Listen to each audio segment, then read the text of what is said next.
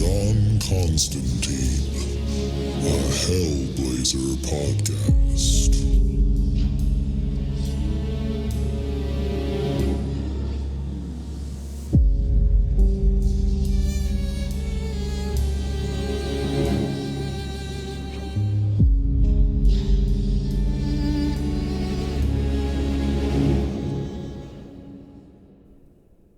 Hey there, everybody, and welcome back to John Constantine, a Hellblazer podcast. And yet again, we get a different type of John Constantine episode this week. And if you remember, last week was also a special episode, but that was actually an issue that Warren Ellis had written, and it was supposed to be part of this run, but it got canceled. And in that issue called Shoot, John was dealing with some school shootings. He had been called to America by a friend whose son was shot at a school, and it turned out that that was actually part of a larger kind of rash of school shootings that had been happening. So John was investigating that. So that's what the last issue was about. And then this issue is even more different than that. This issue is called Vertigo Secret Files Hellblazer. And this is basically just like a Hellblazer magazine to catch anybody up who might be a new reader or even an older reader that might not know everything about Hellblazer. And this has a prose story by Jamie Delano in it. And so I'm going to read that to you. And then also there is the first comic book work of Brian Azzarello on Hellblazer in here as well. It's just a short, I think it's like 8-page story about John when he was a kid. So I'll read that too after the prose story. So first things first with Vertigo Secret Files Hellblazer, we got the cover. We see John is smoking as always. And this is obviously a painted cover because John has all these brush marks and stuff on him. And then reaching out from behind him is what looks like a demonic hand about to grab John, but he doesn't notice or he doesn't care, either one.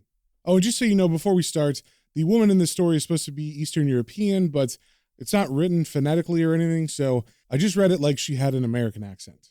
And without further ado, here's the prose story by Jamie Delano. The Gangster, the Whore, and the Magician by Jamie Delano, with art by Tim Bradstreet.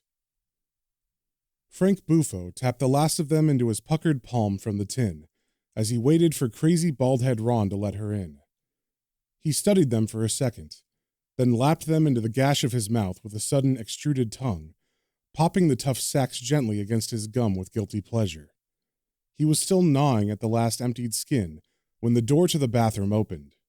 Frank eased lower into the hot tub until his massive head bobbed like a buoy on the water.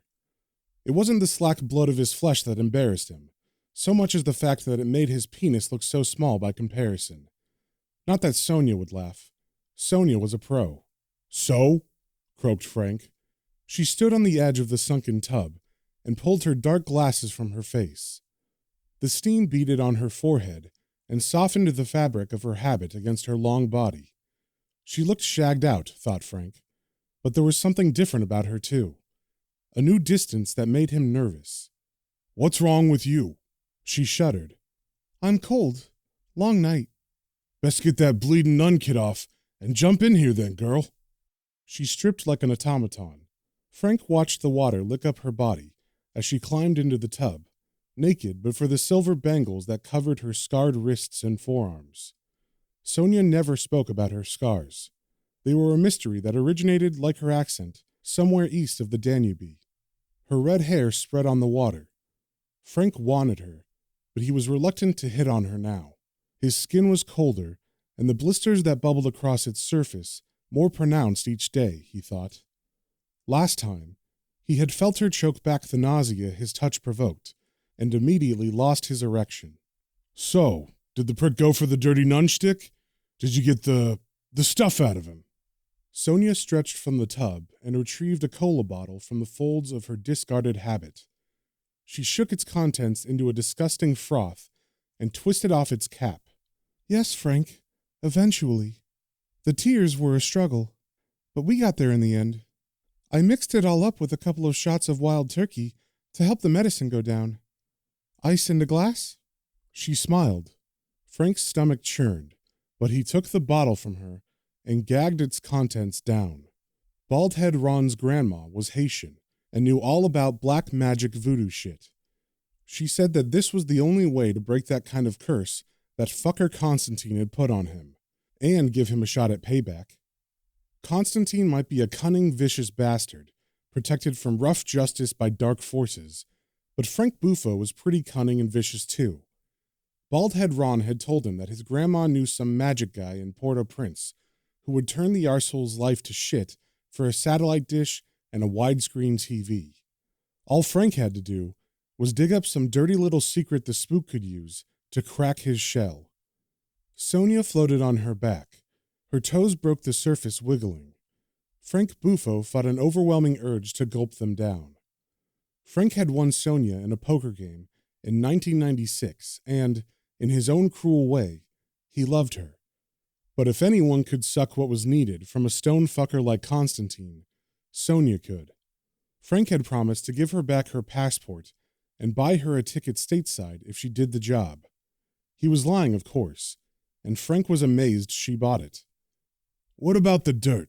Sonia bit her lip. "He plays his cards pretty close to his vest, Frank, but he did let a couple things slip. Why don't you relax while that potion does its work? I'll tell you everything, and you decide what's useful." I approach his door an hour or so after dusk, dressed in a nun's habit and warding off evil with a charity collection box. The house is small and squashed between its neighbors behind a big dirty hedge. There is dog shit on the path and a mess of soggy junk mail on the porch. No light escapes from the boarded windows. Bare wires protrude from the place where the bell should be. I knock. The wood of the door sounds thin and cheap. Somewhere inside, a baby cries, or maybe it's just a cat. I do not hear his footsteps coming up the dark hall, and the sudden rattle of security chains makes my heart leap like a prisoner hooked to a truck battery. The smell grabs me before the door has opened enough to see inside. Absinthe, tobacco smoke, and man.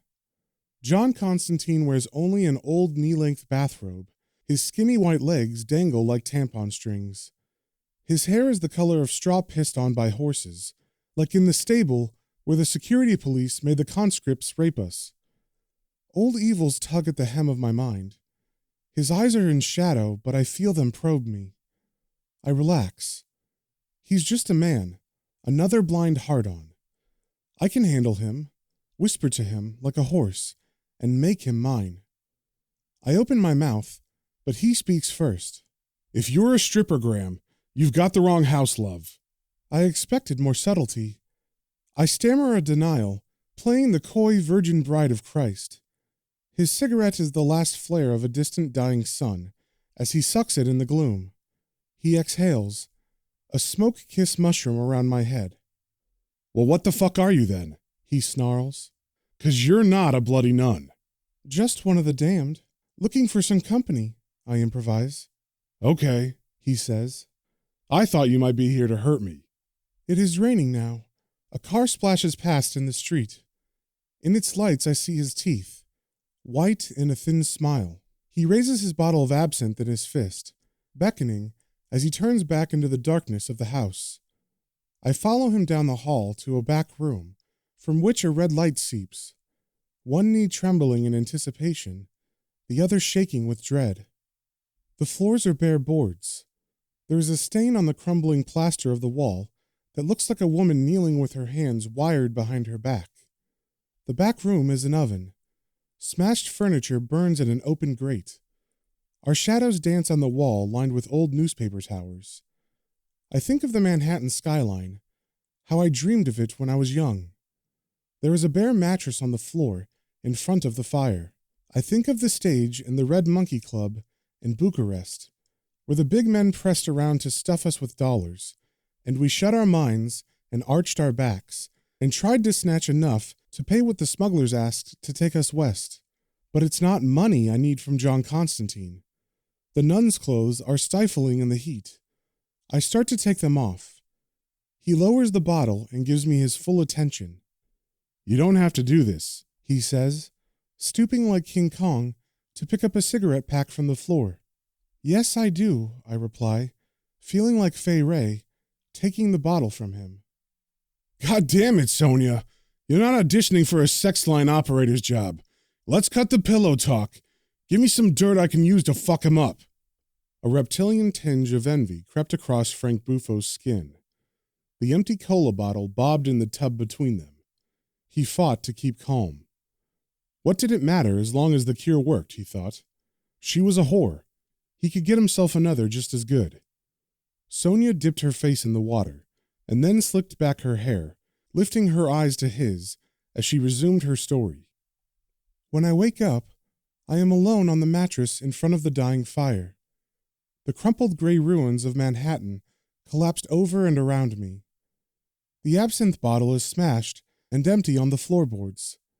I remember I cut Constantine with it, sometime while the fire still burned fiercely and the liquor coiled around our minds like shadow snakes. I scrape a blood spot from the floor and add it to the vial of ingredients I have already collected from him. I can hear him in the bathroom. He doesn't flush. I get up and pass him on the way to secure ingredient number 4. He winks, tracing the small wound on his chest. I got what I wanted. How about you? He asks. He's laughing at me. I feel stupid and dirty. I want to tell him everything. I run water in an old stained bathtub. The plumbing clanks like tank tracks on a frozen city street. I wash. He brings me coffee and a cigarette, then skins me with his eyes while I wonder if I can summon a story that will wring out the last drops of compassion I need. Let's play a game, I hear myself say. First one to cry is a loser. Deal, he says. You show me yours, and I'll show you mine. And I see the hunger in his eyes, the need I have to feed to win. I want to sicken him, but also to make him love me. Only the truth will do. It was summer, I tell him. The sky was UN helmet blue, but there was thunder along the mountaintops and black smoke rising from the next valley. We were ready to leave. We had dragged our lives from our house and had heaped them on the hay wagon. My father and mother, my baby sister in my arms, my aunt and her 2 boys. My older brothers had left before dawn to join the fighters in the forest. My mother had wept then, but it was my father who now shook with helpless silent sobs. Our neighbors had gone before us in the night, stealing the diesel from our tractor. So we walked. A kilometer from the village, just before the stone road joins the highway, on the shoulder of the hill, where I used to wait for the bus to school. I stopped for one last look back at my house that my grandfather built, where my father had planted me in my mother's belly, where, 14 years before, she had squeezed me out, and where I had grown since, trapped, waiting for my time to be planted. I saw the window of the room where I lay all those nights, dreaming my flying dreams of freedom. I blinked, and the window was gone, and the wall was a ragged, crumbling wound. For a second, inside, I saw my bed, my little sister's cot, and, before the fire and smoke welled out and the sharp, flat shell blast slapped our ears, I swear I even saw, curling and scorched on the wall, the poster of Madonna my brother sent me the first winter he worked in Germany. My mother and aunt wailed. My father cursed God. My cousins looked at the ground and scuffed their feet in the dirt, and my baby sister nuzzled my milkless breast. I turned my back and walked on, exhilarated and ashamed. A fierce joy of freedom stroked my body with a guilty edge of pleasure as I understood that nothing was certain anymore. Nothing was inevitable. The war had destroyed my life, but saved it too. John Constantine says nothing. I look for tears. There are none yet. The water in the bath is cold now, and the absinthe snakes lie sleeping, knotted in the pit of my stomach. He wraps me in a towel, wanting more, too proud to ask. A cigarette hangs in the corner of his mouth, long ash seconds from falling. The suspense is killing. I pluck it from his lips and blow a tiny blizzard from its ember, then walk back to the fire room, feeling like Scheherazade. Feeling like fucking who? Christ, Sonia! Did you think you could get tears from a cold-blooded arsehole like Constantine, telling him pathetic sob stories? You should have just kicked him in the bollocks, or stuck that ciggy in the fucker's eye, you stupid whore. Sonia pulled herself from the tub. Her lithe, wet body reminded Frank of a shaved seal. "Perhaps I should," she said, "but I wanted him to know, to understand my ugliness, and forgive it." Constantine rips up a floorboard to feed the fire. "Why?" I ask. "Why does a man of power choose to live in shit like this?" "Power's not all it's cracked up to be," he murmurs. "We all get scared and make mistakes, and have to suffer a little for our sins." He almost feels vulnerable, but before I can decide whether to offer comfort or twist the knife, he laughs abruptly, signaling impatiently for me to continue. "My mother was killed in the booby-trapped outhouse of an abandoned farmhouse," I tell him, remembering her legless body in the wreckage, skirts still hiked above the wide cradle of her hips. A day later, the rest of us trudged along a rocky valley beside a stream. It was hot again. My dress was thin. The sweaty weight of my baby sister chafed my neck raw. One of my cousins was crying that he was hungry, and the other was acting out scenes from a Star Wars movie, thrashing the air with a lightsaber he had broken from a willow tree. My father and my aunt were arguing. Should we head to the city or cross the mountains to the border where the UN had a camp for refugees? A bridge crossed the valley about 2 kilometers ahead. Some trucks were on it. They seemed to be going very slowly. I heard distant laughter, crazy over the grumble of their engines, and saw little yellow-white stars sparkle in the back of one of them. Then an invisible hammer was smashing the rocks around us, cutting my aunt in half and making my father's head disappear. The trucks were out of sight by the time the sound of gunfire came echoing down the valley. Later, my cousins tried to cover the bodies with rocks while I rested, rocking my crying sister. But when we reached the bridge and looked back, black crow rags were flapping around the graves. Sharp yellow beaks glint in Constantine's eyes now as he picks the carrion meat from my life. By nightfall, my cousins were finished, I tell him. One of them had lost a trainer, and his foot was torn and bloody. The other was eating grass and refused to speak or to lift his eyes. My shoulders ached from my sleeping sister's weight. I lowered her to the ground. She looked helpless and ugly, with snot crusted on her lip. Relieved, I stretched, staring west after the setting sun. 10 minutes later, I left the 3 of them huddled together under the sparse shelter of a bush and walked away, promising to return before dawn with food. I think one of them called out to me as I crossed the brow of the hill, but it could have been a fox barking, and I didn't look back. Constantine waits. There is more than I could tell him about the stable and the security police, the general and his pet ape, the cramps, the fear and the shame, the women I killed, the men I fucked or betrayed, chasing the freedom I craved. But I can tell it's not going to work. He's heard and seen it all 100 times before. "Sorry," he says. "Don't think I'm not moved, but crying is like pissing. Just can't do it when someone's watching. Maybe it would help if you told me what's at stake." He caught me off guard, Frank. Careless, but if I hadn't told him what he wanted to know, I'd never have gotten those tears to complete the potion. Sonia was dressed in street clothes now, arching an eyebrow over the fat man wallowing in the tub. "So?" she asked. "Do you think it's working yet?" She looked brand new, thought Frank, distracted by his first erection in over a month. "Yeah, I think it must be. My skin's got a better color, ain't it? I'm hungry, too. Give me a hand out of this fucking pond and into a suit, and I'll buy you dinner while you tell me the rest of your story. And if the ending's good, I might even let you give me a farewell hand job under the table." "Sure," said Sonia, shrugging, "as long as we get my passport before we leave the building." They were downstairs in the lobby, waiting for a cab, when the synapse finally fired in Frank's brain. "What did you mean up there? If you never told him, you never would have got the tears." Sonia patted her passport, safe in her purse with her pepper spray.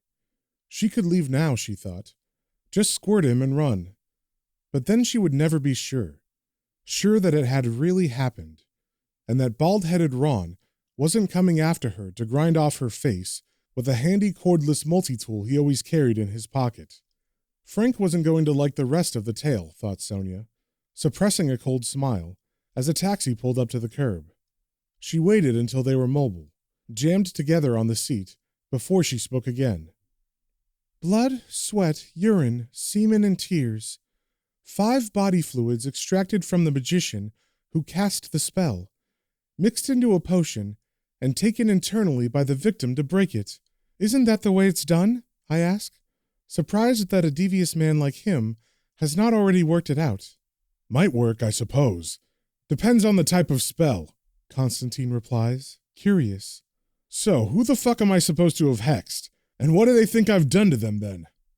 My client thinks you cursed him and turned him into a toad, I tell him. A toad? He scoffs.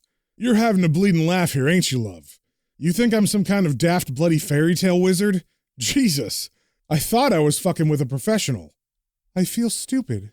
I have exposed the depths of my corruption to him, and he's mocking my shallowness. I'm not paid to think, I tell him. My client believes it, and that's what matters. He's spending his 4th week resting his swollen body in a hot tub, searching his skin for warts, and eating a kilo of maggots a day, wishing he'd never said that he would fuck you with a shotgun if you didn't stop smoking while he ate. Constantine's face contorts, fighting his efforts at self-control. Frank Bufo? He gasps. Oh, Jesus!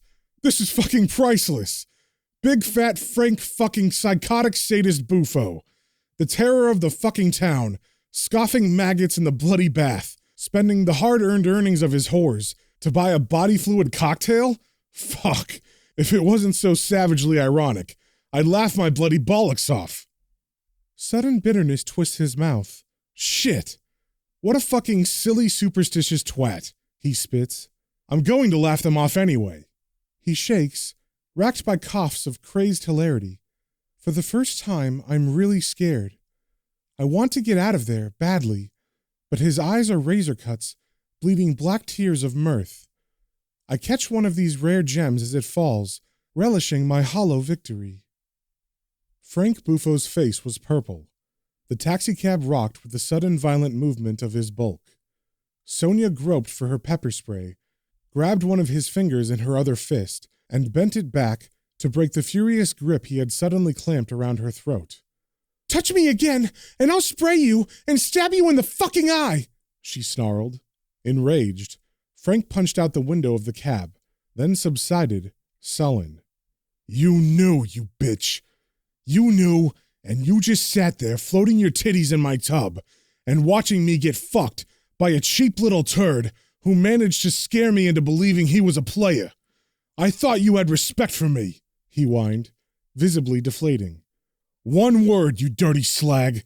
One fucking word to anyone, anywhere, anytime, and I swear, I'll have you hunted down and raped to death by dogs. Been there, Frank. Done that, Sonia sighed, thinking that the bastard would probably do it anyway, if he got the chance. The cab arrived outside of Frank's favorite restaurant. Sonia scanned the busy early evening street. One figure snared her attention. The saddest-looking man she had ever seen was propped in the next doorway, wrapped in a filthy blue sleeping bag. Frank reached for the door. Sure you don't want to hear the rest of the story? Sonia said, with a provocative twitch of her mouth. We never did get to John Constantine's guilty secret. Forget it, Frank sneered. If his big black fucking magic rep is just a bleeding con trick, I don't need any dirt. Arsehole's a fucking dead man as soon as I get Ron on a phone. Frank Bufo lumbered toward the restaurant door. Sonia watched the sad man shed his sleeping bag and stand. Heathrow driver, she instructed, tearing her eyes away as the sad man reached inside his greasy coat and the cab moved off into traffic. Behind them, a flat double report sent pigeons clattering high among the Soho buildings. Sonia caught her lip between her teeth and shivered slightly, but she did not look back again. The cab lurched on. Sonia tried to relax as the scabrous sprawl of South London reeled past. She wondered what he was doing now, and if she would ever see John Constantine again. They had sat together, flames shrinking in the grate as Dawn's cold gray fingers pushed through the cracks in the boarded windows. "I win," she had told him, wiping the last tears of humorless hilarity from his cheek. "We made a deal. Now you have to show me your bad secrets." "Jesus," he said. "I've done a lot of bad things. But how about we stay with Frank Buffo? Getting shit scared of that moron and lying to Sad Paul to save my own selfish skin was pretty low and ugly." Sonia had nodded encouragement, eager to take her pleasure now. "Picture it," he had responded. "I'm 3 days into an absinthe bender, off my face in the Harpo Club. All I want is to mind my own dirty business and ignore the appalling spectacle of fat Frank Buffo stuffing his face with a hunk of near-raw beef at his corner table. I'm smoking, but then I always am." Sonia had taken the cigarette from his long fingers and inhaled. Before she could pass it back, Constantine had shaken another from the pack. "If the prick had asked politely, I might have let it go. But Frank was out of line with that crack about the shotgun," he had sneered. "Even so, I never would have done it if Baldhead Ron hadn't slipped off for a slash. I once saw Ron dunk a drunk fool head first in a fat fryer because he told Frank his body odor was putting his girlfriend off her fish and fucking chips." Constantine had grinned in nervous recollection. "That sort of thing makes an impression, you know? So," he had continued, Sonia hanging on his words, "next thing, my head is buzzing with crazy reckless flies, and I'm over at Frank's table, stubbing my ciggy out right between the fucker's popping eyes. Frank Buffo, I say, cold and bold as fucking brass. Buffo by name and Buffo by bloody nature. You're a fat, ugly toad, Frank. Now hop back off under your stone and pick your warts in private." I should have saved me bloody breath. Constantine's mouth had twisted wryly. "Pearls before fucking swine. It's obvious Frank has no idea his name is Latin for toad. Then Baldhead Ron is back from the bog and panting down me neck. I nearly shit, but Ron just makes an old voodoo sign for warding off doopies, and I take off on me toes. I suppose Ron must have told the gullible prick I'd put my whammy on him. If only real magic was so simple." Constantine had stared off at some secret horizon beyond the dying fire, saying, "Later, I start to worry. Frank never lets anyone off the hook. I know he'll send Baldhead Ron after me just as soon as the shock wears off." Sonia knew how that felt, and had rested a sympathetic hand on his chest. "Now, a lot of things scare me," he had confessed. "Most of them I can handle on a good day, but the thought of dumb, brute violence visited on my soft pink body always turns my ring into jelly. Too medieval. I'm a citizen of the information age, a bit of the J. Edgar on the quiet. I'd rather use blackmail than a blackjack. But it's not a perfect world," he had shrugged. "My files are no help with Frank Buffo. I'll have to swallow me scruples, go to ground, and fuck him before he can sniff me out. I'll kill the prick, I think, if I can find someone to do it for me." Constantine had stood suddenly, dislodging Sonia's hand. "Now, Sad Paul is a geezer who's been around for a couple of years," he had continued, bundling newspapers to feed the waning fire. "Came down from Liverpool when they found his 15-year-old lad bobbing down the river with a big boy rubber stretched over his head and 117 cigarette burns on his back in a pattern of the flag of St. George. Cops told Sad Paul his boy had been peddling his ring outside the wrong Masonic hall, took a loaded shotgun from his hotel room and told him to put it down to experience and go home. But Sad Paul didn't want to go home. Home was the place where Sad Paul sat for years and drank his super-strength lager, waiting for his boy to give him an excuse to beat him bloody again. So Sad Paul stayed down here, bought himself another shooter with the last of his cash, then lived on the street, waiting for someone to tell him who had killed his son and give him the chance to put everything right. The fire had flared in the grate then, sending Constantine's shadow leaping across the room. "Now, as far as I know," he had murmured, bending close, "it wasn't Frank Buffo who killed Sad Paul's kid. But I did hear a whisper that the lad was working for one of Frank's franchisees, so you could argue that makes him culpable by neglect. You could argue a lot of things, Constantine had sighed. And I do. For the hour or so it takes me to run Sad Paul down. I tell myself that Frank Buffo has hurt so many people in his time that Sad Paul is just karmic retribution. That Sad Paul deserves some peace of mind, even if it is delusional. That the world would be a marginally better place without Frank Buffo in it. Then I give Sad Paul a photo of Fat Frank and tell him where the fucker likes to eat. Sad Paul thanks me and takes his shotgun for a walk. The taxi threaded its way through the airport traffic. Sonia remembered Constantine smiling then, cold as winter's sun. Bit of a fucking mess, isn't it? He had muttered. No easy answers. No way to call Sad Paul off now, and if Frank finds out what's going on, he'll probably kill us all. Glad it's not my choice. Do whatever you think is best, he had told her, looking away, cigarette smoke writhing around his head. I'll live with the consequences. He looked like Medusa, Sonia had thought, knowing she should leave, but unable to move. Time you were out of here, he had prompted. Some old ghosts will be dropping by in a while to give me hell. It's a pisser, but then, what are old ghosts for? Sonia had not been able to think of an answer. She had dressed, then left him sitting in the draft of her wordless departure, fingers touching his cheek where she had just planted the only kiss of their encounter. There had been a beggar, a refugee girl, about 14, carrying a baby, passing on the street as Sonia had stepped out of the house into the early morning light. The girl had looked familiar, but she had turned the corner and disappeared before Sonia could call out and ask her family name. Sonia tried to think of an answer to Constantine's question now, as she stood on the airport concourse, running her eyes over the destination boards, trying to decide if she would go to New York or to California now that she finally had the choice. Old ghosts are to remind you who you were, and how you've lost your way, she said aloud, surprised to hear her voice speak in her mother tongue.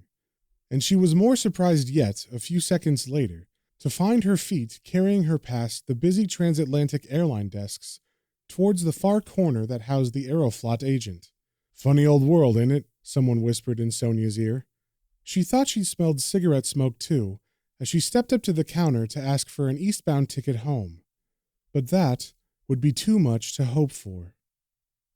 And that, my friends, is the end of the story, The Gangster, the Whore, and the Magician. But like I said, we're not done yet. There is another quick story at the back of this issue that is the first writing of the character of John Constantine by Brian Azzarello, and it's just like a quick 8-page story, and it is called The First Time, written by Brian Azzarello, with art by David V. Taylor. And we start off at dusk as the sun's going down, and we see a crowd of people overlooking a river, and there are some police officers going in the water. And over this splash page, the narration says, "Here's the bit. It's all about suffering. Simple as that. Not that that's simple. Suffering, I mean. Understand, it takes careful planning and a steady hand to hurt you fuckers in what I consider to be an effective manner. Some of us, they like to get personal, cause pain directly. Me, though, I've found that when a body gets too distressed, it immediately turns blubbering to its maker. And that we can't have. No, no. For me, the sufferer is just a pebble in a tiny pool. It's the ripples where the work gets done, and I'm proud of my work. But then, pride was what got me chucked out of heaven in the first place." And over that last bit of narration, we had turned the page, and as the crowd looks on at what the police are getting out of the water, we see one of the officers pull out a forearm and hand that is dismembered from a body. And I was surprised. They're using their bare hands, which is disgusting. And from the crowd, we get a panel that focuses on a young, blonde-haired, blue-eyed boy who's watching this curiously. Then we see another boy come from the side, and he calls out to the officer saying, "Oi, how about letting me have a ring?" And the officer walks up to him and says, "Here, here, respect, boy." And the boy looks up at him and says, "Come on, she won't be needing it. What do you say?" And then another man from the crowd standing next to the boy looks down and says, "I say, you got a lot of cheek for a lad your age." And then the boy turns his back on the man and says, "Yeah? Well, I'm older than you think, Teddy." Then we see an old woman who's standing next to the boy ask, "What do you suppose happened?" And Teddy answers sarcastically, well, either some bird decided she wouldn't be needing her right arm any longer and pitched it, or that's just the first bit of her. The Rosals will be fishing out of the river. And then the blonde-haired, blue-eyed boy who's staring at all this says, horrible. And then another man next to him says, right you are, son, right you are. Then a man in a trench coat walks up, and he's kind of old and he's got a beard, and as he walks through the crowd, he says, stand aside.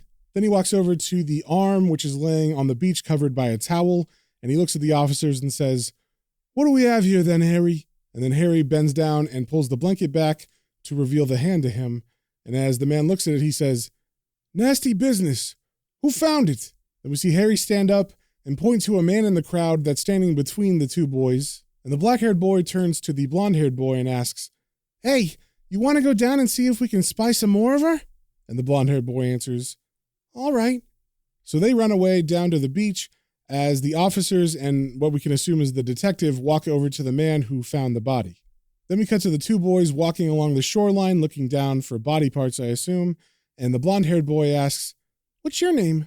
And the black-haired boy answers, Nergal.